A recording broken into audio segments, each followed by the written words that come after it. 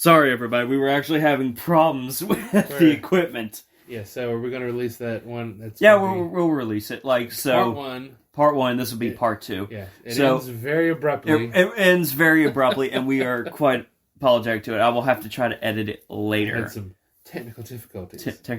So, yes. But the last we left off was where Endon tells Leaf that he is unable to fulfill the job because of his...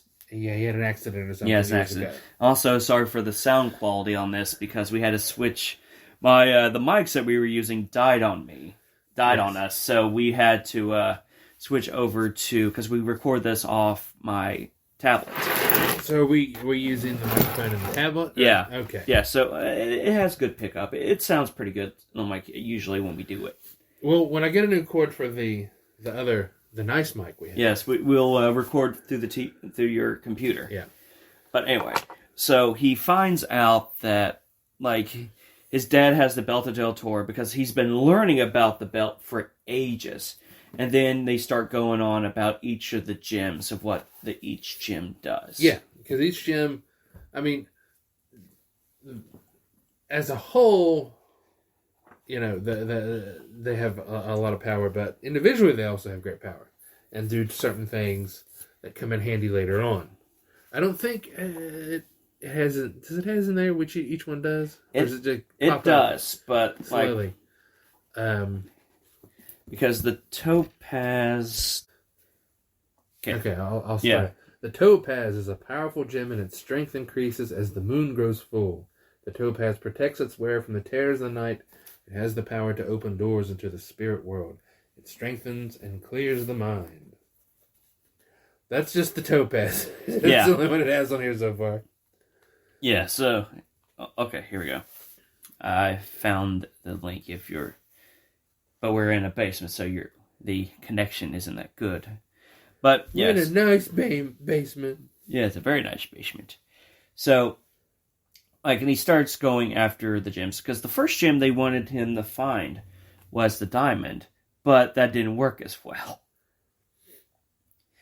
Because they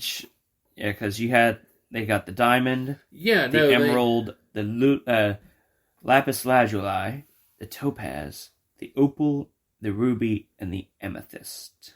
But, Barda shows up and, reveals himself as, former guard. And the god hero Barda the bear. He wants to go by himself. He is not about going with Leaf, but he reluctantly is like, okay, fine, he can come with me, to go and recover the gems and remake the Belt of Del Toro. Because originally they were going to go to the forest, to the Valley of the Lost. Yeah, which is over in Tora. No. It's in the Jailus territory. Yeah, Jailus territory. Yeah. But they end up having to sneak through the Forest of Silence. No. Remember, they're on the road going north from Del, and then they get attacked by the winds. Yes, they get... Well, no, they were attacked by the Great Guards, and then they run into the forest. Yeah, they get attacked. Yeah, they run into Great Guards, get attacked, and then they end up having to go through the Forest of Silence. That's when they're attacked by the wind.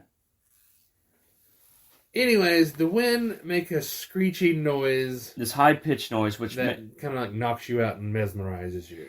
And that kind of brings us into, the wind themselves, these creatures.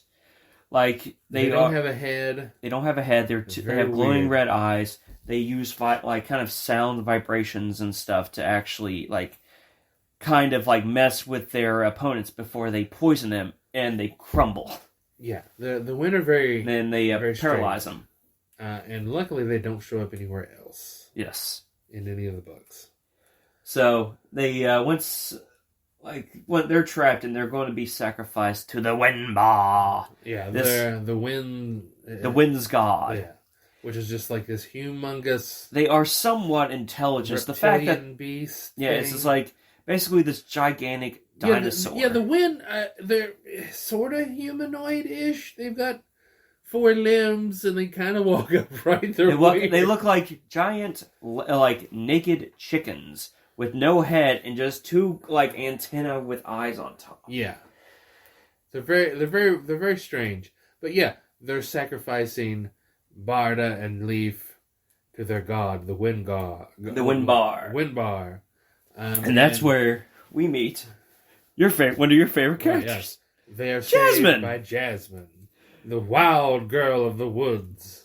And Jasmine mistakes and Jasmine's been stuck in the forest for an extremely long time. Basically, like, all of her life. And the forest is extremely dangerous. And not just because the wind are there. Because there's 3 forests. The forest and the deeper you go in, the more dangerous you get. Yeah, and it's like in... They go back to the forest a little bit in the 3rd series, in the 1st book. And they almost die then, too. Yeah. But she has adapted and survived. She has 2 companions, Cree, which is the crow, is a crow, and Feely, who haunts your nightmares, who haunts my godforsaken nightmares. Now, like, there's an anime when it comes to which I need to watch the anime. Yeah, eventually we're going to do episodes on the anime. Yeah, that's down the road, and that's a little bit down the road. But because the author the guy who draws the books, I can't remember. He has a very distinct art style. He has a very, very distinct art style, and like some of his paintings and stuff, beautiful, very well done. But there's some of this, especially when it comes to some of his creature books. What'd you do with the Book of Monsters? It's on there somewhere. Where is it? Looking at I think it's upstairs, actually. Okay. Yeah. Yeah. So. Oh wait. McBride, I think, was the guy's name. Here's the Book of Monsters. Mark McBride. Mark McBride, and he does a fantastic job with the drawings and stuff. Like, they're very colorful. They're very, like, unique. But his... Yeah, they're kind of abstract. But I love it. It's... But his art of Philly gives me nightmares. I mean, like, because Philly is like this little, tiny, fur-covered... creature. Think of... how it's described reminds me of Fizzgig from the Dark Crystal. Just this little ball of fur with a little tuft of a tail, little paws, and a big mouth and big eyes. Yeah. But yeah, if I saw the illustration of Philly in real life, I would like you'd be like, your soul would jump from your body. Yeah, just like you wouldn't believe it.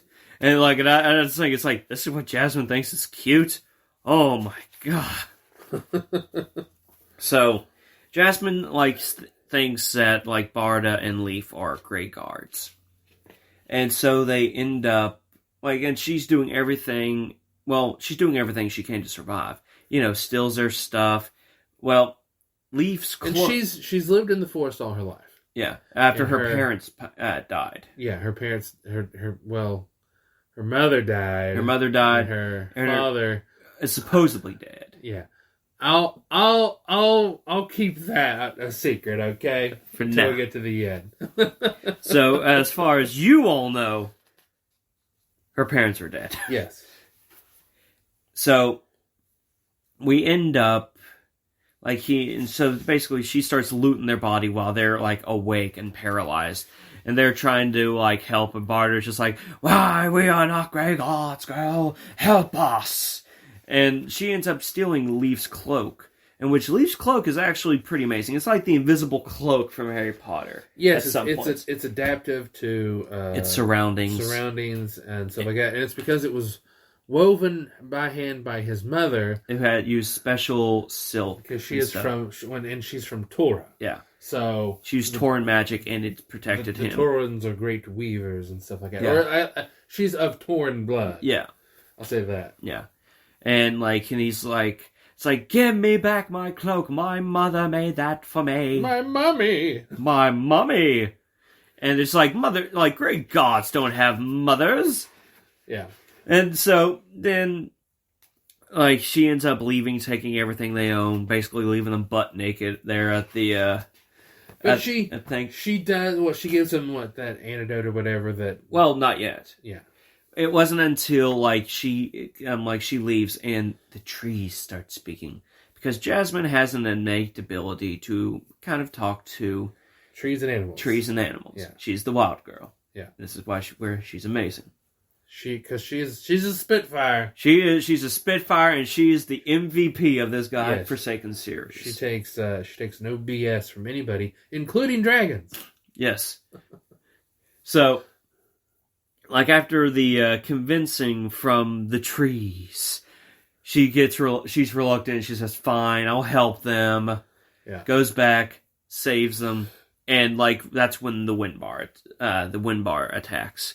And, basically, they're trying to become unparalyzed, barely moving, and trying to climb a tree, while this gigantic dinosaur, with a long neck, ends up trying to climb the tree. Yeah, it is sort of a big dinosaur, which I kind of hate that it's not in the Book of Monsters, is it? It is. Wait a minute. Yeah, it is. Yeah.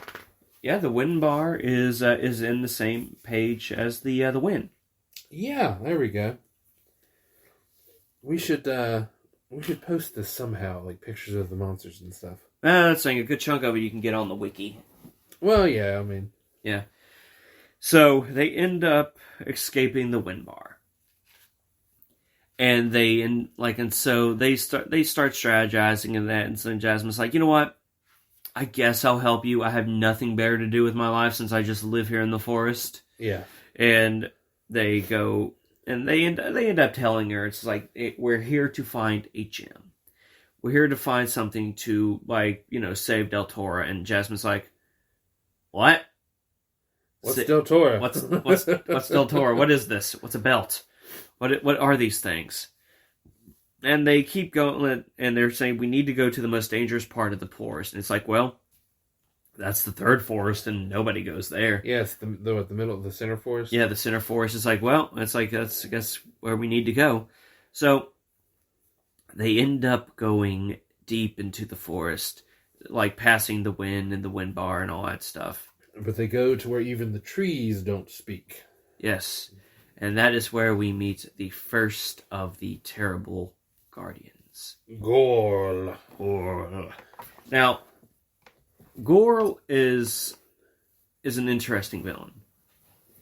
He does not care about the gem or anything. No, and it makes you think because it's in what it's in his armor or no, his sword? it's in the hilt of his sword. It's in the hilt of his sword, and he's been there for centuries because he doesn't even know that Del Toro has been united into one single kingdom.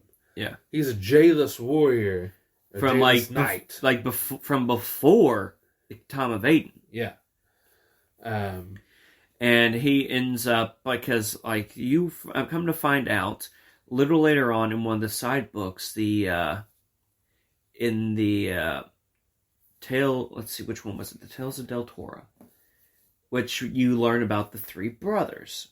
Yeah, which is his story and his two brothers. Because the story was him and his three brothers went into the forest and end up finding this golden lily.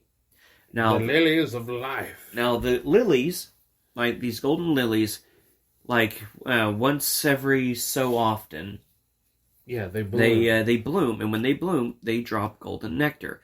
And if you drink all the nectar, it makes you immortal. So him and his brothers end up fighting over it. He wins. And if you drink a little bit of the nectar, it will heal your wounds and stuff like that. Yeah. So he ends up winning the fight against his brothers. He kills his brothers and drinks it, lives forever, and stays there. Yeah, jealously guarding the lilies of life. And he has been there for centuries until 16 years ago, where the Akbaba just dropped it in the middle of the they think Gorl is just sitting. He just stands there, and then just boop, plops it into his sword. It's this is beautiful, but it is not the lilies of life. Throws it on his sword and said, "This will be nice for my sword." Ooh, a pretty bauble. Yeah, pretty bauble for my sword. And the fight ensues. And Gorl is a master swordsman. I mean, he's